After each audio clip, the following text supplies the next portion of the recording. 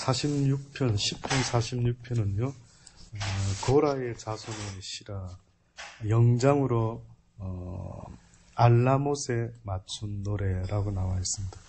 고라 자손의 시라는 게 드러나오죠. 고라가 누구냐 하면은, 여러분이 잘 아는 것처럼, 모세와 함께, 여호수아와 함께 가나안 땅에 들어가서 여리고성을 칩니다. 승리했죠. 두 번째 아이성을 치죠. 근데 성공했습니까? 실패를 했습니까? 실패를 했죠. 그때 왜 실패했습니까? 그때의 아간의 맞습니까? 아간의 그 어떤, 뭘 숨기고, 했던 그런 일이 왜 드러나요? 바로 그 똑같은 일을 한 자손이 누구냐면은 고핫 자손이라고 있습니다. 고핫.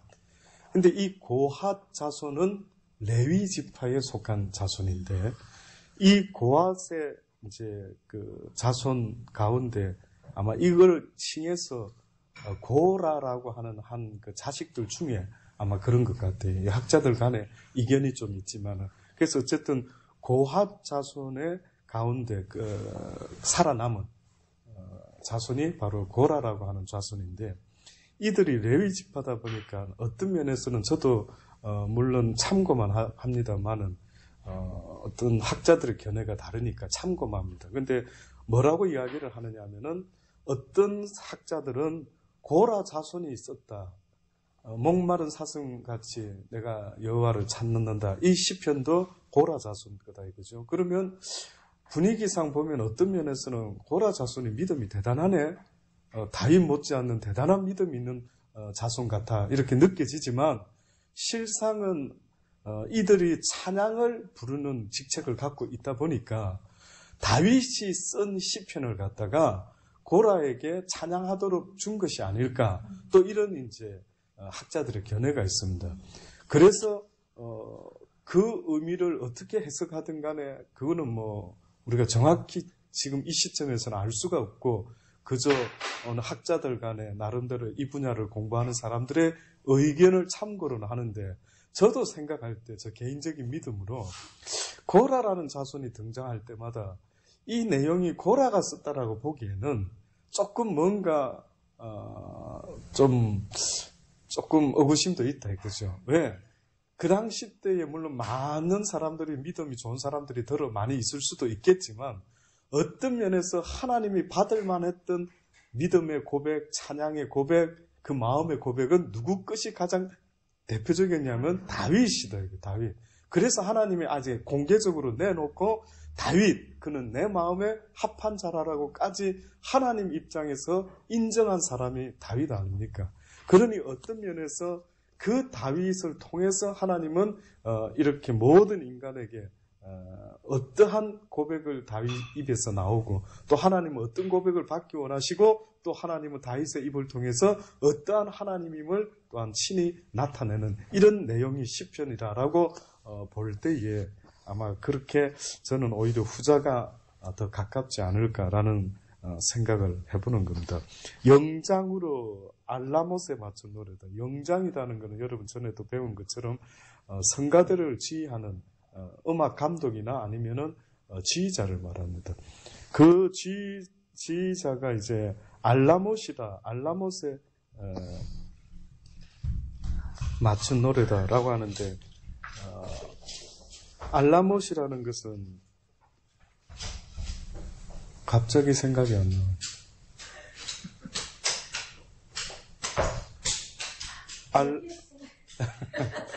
예. 갑자기 이렇게 생각이 멈추는 것 같습니다. 예, 아니 괜찮습니다. 우리 저기 때문이 아니라 갑자기 알라못이라는 것은 백합, 예를 들어 백합이라고 할 때는 사랑, 풍성함, 백합화 같은 이런 표현을 할 때 그 상징이 있죠.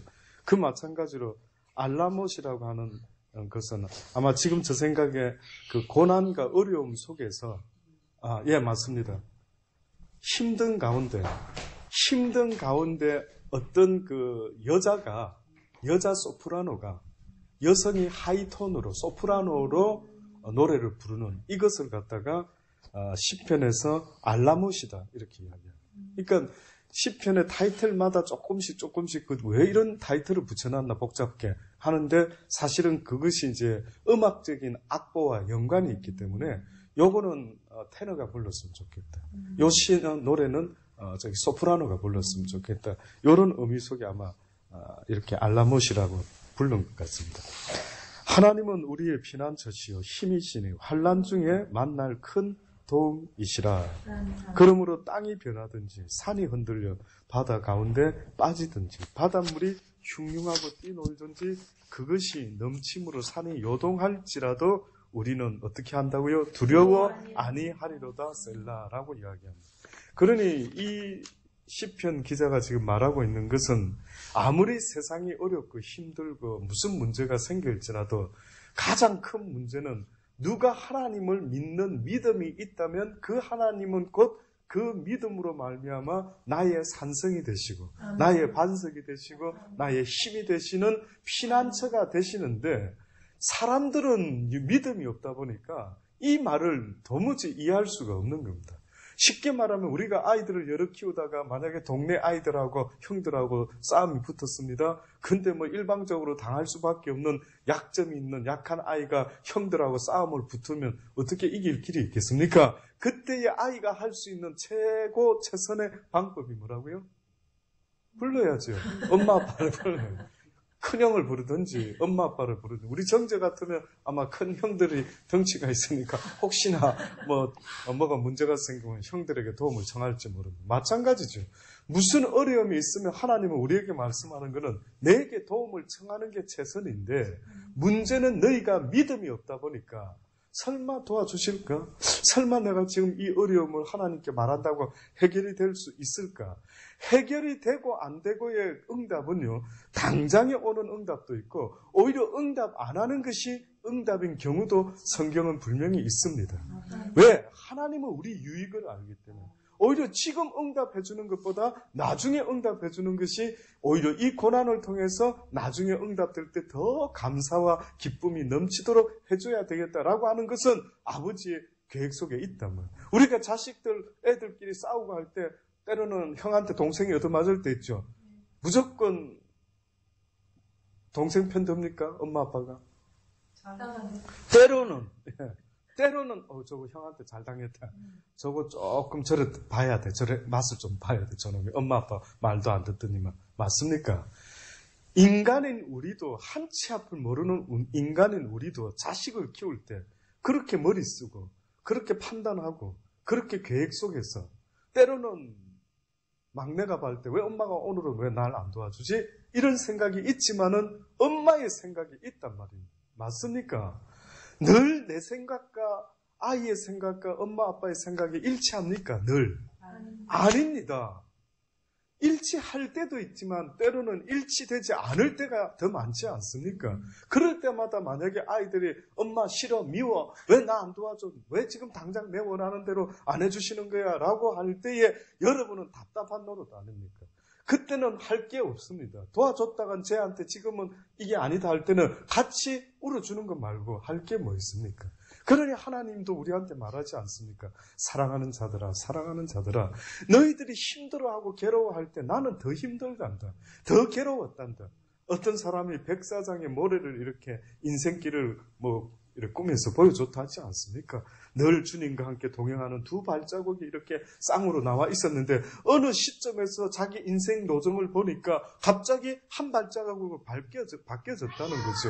그래서 주님 왜 이때가 내가 보니까 가장 어렵고 힘들 때였는데 왜 이때는 안 동행해 주시고 내 발자국밖에 없습니까? 라고 했더니 뭐라 했답니까? 내가 너를 안고 갔다. 그게 믿어지시기를 바랍니다. 그게 그렇죠. 우리도 애가 막 어느 때는 막 너무 이해 못해가 자지러 치고 막 자기 성에 못 이겨서 막 뒹굴고 하면은 어떻게 합니까? 같이 붙잡고 아이고 조금만 참거라 답이 없을 때 참는 게 답일 때는 우리는 그 아이를 붙잡고 얘야 조금만 참거라 네가 참아야 되는 거야 지금은 이렇게 우리가 말하는 것처럼 우리 인생도 그러는 것처럼 하나님께서는 오죽 우리의 모든 시작과 끝을 아시는 분께서 오죽하면은 우리를 유익되게 하시려고 본인도 괴로운 걸 아시면서도 내버려 두고 있는 그 심정은 어떠할까라는 것을 한 번쯤 생각을 해보자 이거죠. 살아가면서. 우리가 믿는 하나님은, 내가 믿는 하나님은 우리에게 선한 것을 주기 원하시고 나의 행복과 기쁨을 원하시는 분이지, 고난을 위한 고난 가운데 슬퍼하고 눈물 흘리고 좌절하고 그냥 주저앉아 있는 그 인생을 원하는 목적이 하나님은 없단 말이죠. 그러니 왜 나를 못 믿어주느냐입니다. 저도 이것 때문에 싸우는데 이것이 바로 믿음이 없이는 안 믿어지는 거예요. 그래서 믿음이 중요하다. 이것이 믿어지기를 원하는 마음.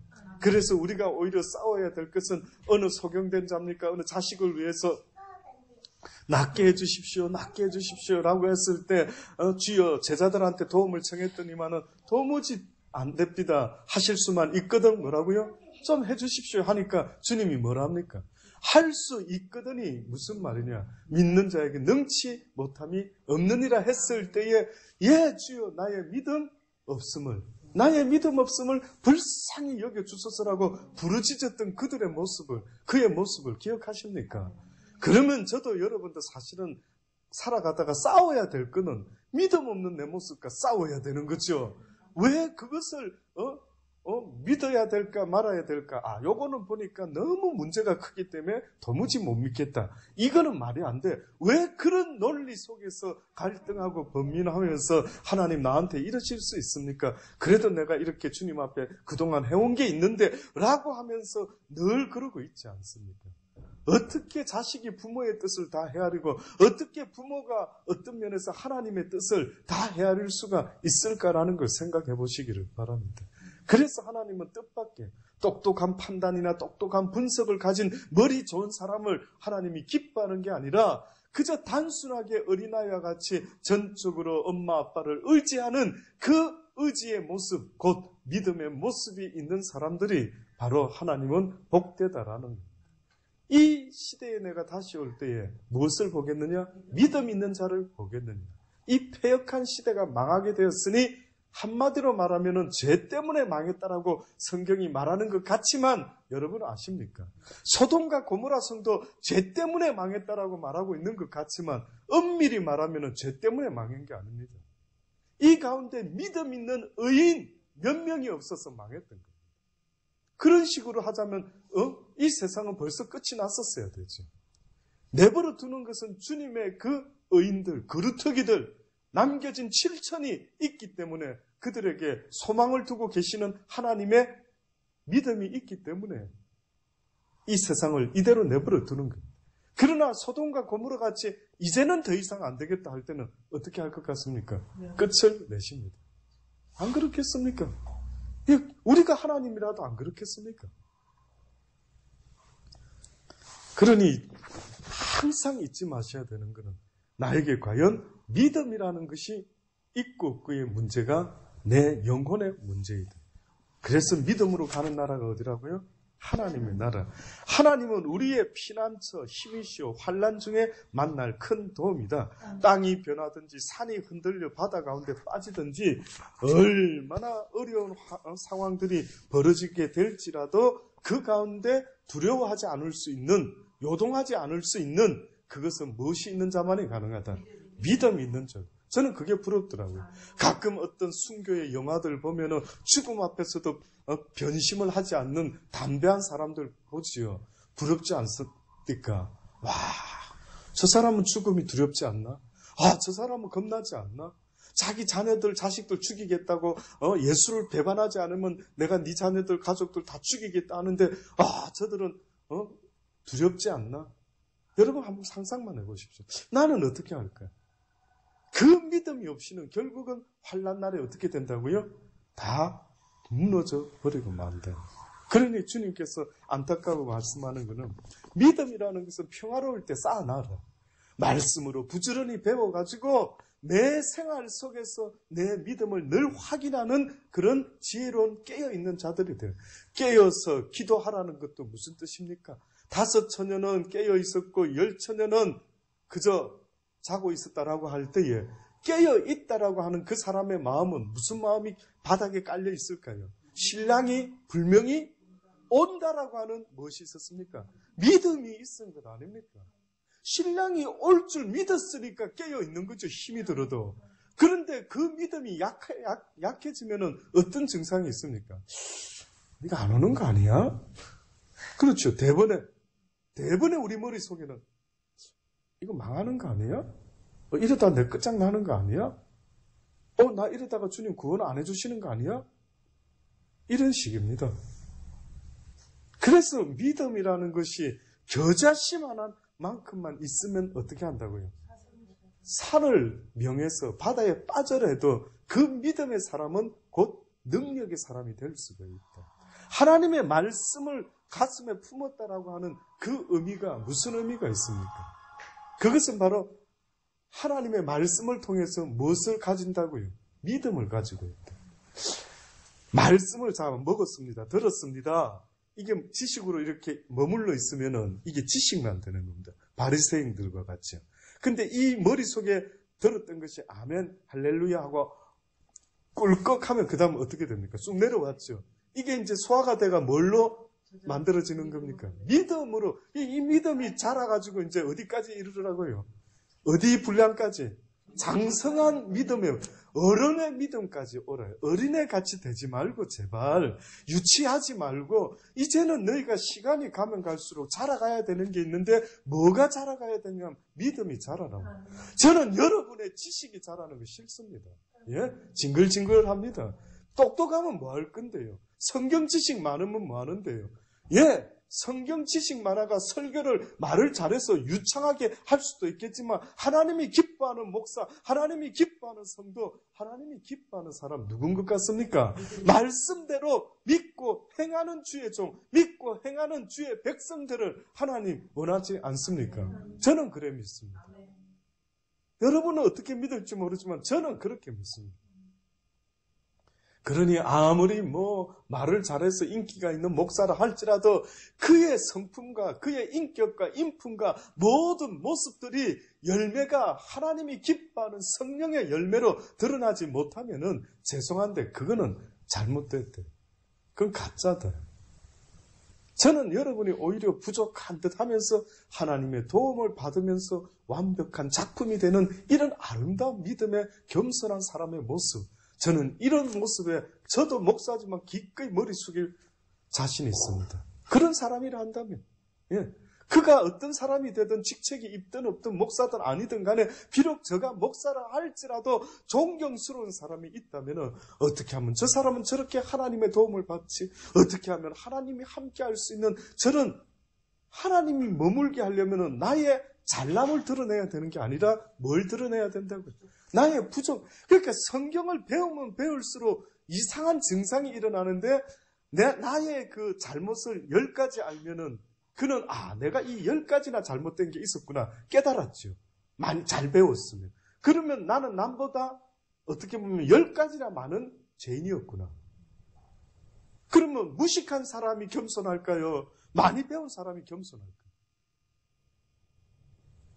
많이 배운 사람이 겸손하고 많이 배우고 깨달은 사람이 겸손하고 무식이라는 것은 아무리 많이 배워도 깨닫지 못한 자. 깨닫지 못한 자는요, 자기는 잘났다라는 겁니다. 성경은 계속해서 죄인을 가리키고 있는데 계속해서 지적해주면서 회개하지 아니하면 네가 하나님의 나라에 올 수가 없으니 회개해라고 가르치는데 희한하게도 이거 성경을 어떻게 배우고 있는지 지금 이 시대에 수많은 사람들이요, 성경을 많이 아는 그 자체가 지식으로 자랑을 하고 내가 성경 몇 독을 했니? 내가 신학교 박박사가 되었니? 어떻니? 하면서 자신의 그것을 이력을 자랑하는 이런 희한한 일이 이 세상에 주의 이름으로 벌어지고 있는 겁니다. 뭘 자랑해야 되는 줄 아십니까? 사도 바울과 같이 내가 가말리엘 문화생이고 로마인이고 어쩌고 저쩌고 하는 그것을 나도 자랑하려면 자랑할 게 있는데 진짜로 자랑해야 되는 것은 오직 나 같은 죄인을 구원하신 예수 그리스도의 십자가의 도 외에는 내가 이 땅에서 자랑할 것이 없다. 그 도가 나를 구원했다. 그분이 나를 구원했다라고 날마다 그분을 말하지 않습니까? 한 시내가 있어 나누어 흘러 하나님의 성 곧 지극히 높으신 자의 장막의 성소를 기쁘게 하도다. 하나님이 그 성 중에 거하시며 성이 요동치 아니할 것이라. 새벽에 하나님이 도우시리라. 다시 말하면 이 장면은 아주 하나님의 그 생수의 강이 어떻게 보면은 이렇게 늘 하나님 주변에 흘러내리고 있는 아주 아름다운 장면, 충만한 장면, 말씀과 모든 것이 풍성한 장면을 지금 시편 기자가 아마 표현하고 있습니다. 이방이 헌화하며 왕국이 동하였더니 저가 소리를 발하심에 땅이 녹았도다. 이방이 헌하고 소리 지르고 잔치를 벌리고 왕국들이 막 무슨 일인지 막 움직이고 동하고 난리가 난다 할지라도 하나님께서 한마디만 소리를 발하시면 땅이 어떻게 된다고요? 모든 백성들은 녹아버린 거예요. 오직 풍성함과 기쁨과 즐거움, 하나님의 성 외에는 있을 수가 없는 것입니다. 이 땅은 하나님의 성이 아니기 때문에 어떻게 보면 이 땅에서 소리치고 기뻐하는 어떤 모든 것들은 사실은 다 그림자에 불과한 것입니다. 실상이 아니단 말이죠. 만군의 여호와께서 우리와 함께 하시니 야곱의 하나님은 우리의 피난처시로다. 셀라. 여기 만군의 여호와 이 단어가요. 유심히 성경을 읽어보면은 여러분은 그냥 거기까지는 모르시겠지만은 한나가 유일하게 처음으로 하나님을 부를 때 쓴 단어가 바로 이겁니다. 구약에서 만군의 여호와예요. 한번 찾아보십시오. 숙제처럼.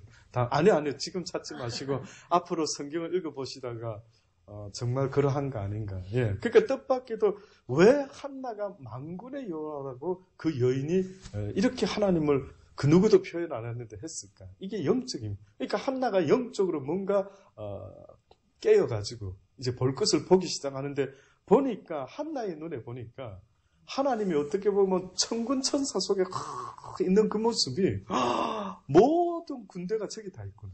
하늘의 군대가 주님을 갖다가 주변에 딱 아주 지키고 있구나. 이런 걸 보고는 깜짝 놀랬단 말이에요. 세상의 사람들은 자기들의 군사가 최고인 걸로 말하지만은 그러나 시편 기자가 보니 모든 힘의 능력은 만군의 여호와 우리 하나님께 우리와 함께 하신다. 야곱의 하나님 우리의 피난처시라. 다시 말해 야곱의 하나님은 주여 야곱과 약속하신 하나님, 아브라함과 언약하신 하나님, 그 언약, 그 약속, 그 사랑 우리에게 잊지 말고 베풀어 주옵소서.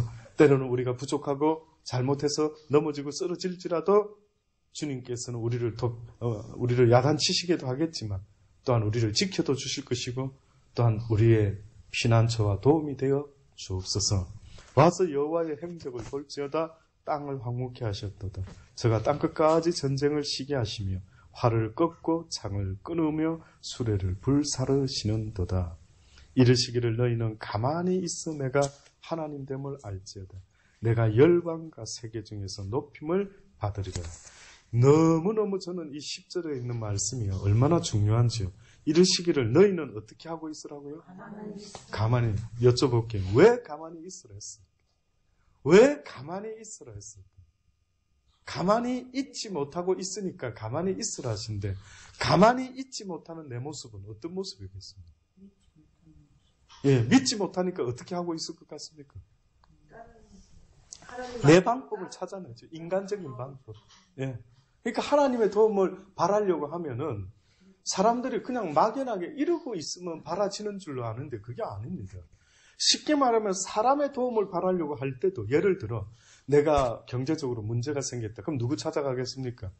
부자를 찾아가겠죠. 예, 아는 부자를 어떻게든 찾아내서 가가지고 이야기하겠죠. 도와줘. 만약에 그 사람이 심각하게 생각할 때 이 큰 부자가 날 돕지 않으면은 내가 결단코 일어설 수 없겠다. 판단이 들면 그는 이 일에 어떻게 하겠습니까?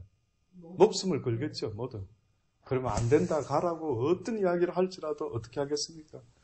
하여튼만 여기서 나 죽을랍니다. 그냥 막 도와주시면 내가 살지만 돕지 않으면 저는 어차피 죽을 거 여기서 죽든지 그 가서 죽든지 저는 당신의 무릎 앞에서 죽겠나이다. 뭐 이런 각오로 애를 쓰는 사람들 있을 수 있지 않습니까? 그렇게 애를 쓰면서 인간의 어떤 것도 한번 붙잡아 보려고 애를 쓰는데 하나님께서는 지금 뭐라 말씀합니까? 너희도 그렇게 애를 쓴다고 하면은 하물며 하나님을 가만히 바라라는 그 의미는 맥놓고 앉아 있으라는 게 아닙니다. 바라라는 것입니다. 갈망해라는 겁니다. 간구를 해라는 건데요. 이게 도대체가 느껴지셔야만 되는데 만약에 그냥 가만히 있으라니까 가만히 이렇게 생각은 이쪽을 쫓아가고 싶은데 지금 이 사람을 붙잡고 싶은데 어떻게 하라고요? 가만히 하나님을 붙잡고 바라보고 있으라. 그런 하나님은 그런 자들에게 무엇이 되어주겠다고요? 도움이 될 것이라. 내가 열방과 세계 중에서 높임을 받으라. 만군의 여호와께서 우리와 함께 하시니 야곱의 하나님은 우리의 피난처시로다. 셀라. 오늘 하루도 살아가시는 동안에 바로 그 만군의 여호와 우리와 함께 하실 뿐만 아니라 우리의 피난처, 우리의 도움이시고 우리의 안식처가 되시는 그분만을 갈망하면서 바라면서 그 간절함과 바람이 세상을 향하지 않고 가만히 서서 주만을 바라할 수 있는 그 모습으로 하나님 앞에 서 있을 때 그것이 바로 하나님이 도울 수밖에 없는 믿음의 사람이라고 믿어 의심치 않습니다. 기도하시겠습니다. 하나님 그렇습니다. 그렇게 살아가기 원합니다. 날마다 또 반복해서 듣고 또 생각하고 또 생각합니다. 오늘도 새로운 날에 이제 다시 한번 아버지 하나님 마음을 추스르게 해주시고 믿음이 얼마나 중요한지를 오늘 다시 한번 새깁니다. 오늘 하루도 믿음 없는 자의 모습이 되지 말게 하시고 누구를 만나서 대화하더라도 믿음의 사람답게 하나님에 대한 그 확신에 찬 담대한 모습으로 모든 사람을 대할 수 있는 우리의 은행이 될 수 있게 하여 주옵소서. 오늘 하루도 주님께 올려드립니다. 저희들의 삶을 통해 주님 홀로 영광 받으시고 사람들에게는 주의 선한 뜻이 나타나는 통로로 쓰임받는 복된 하루가 되게 하여 주옵소서. 예수님의 이름으로 감사하며 기도드리옵나이다. 아멘.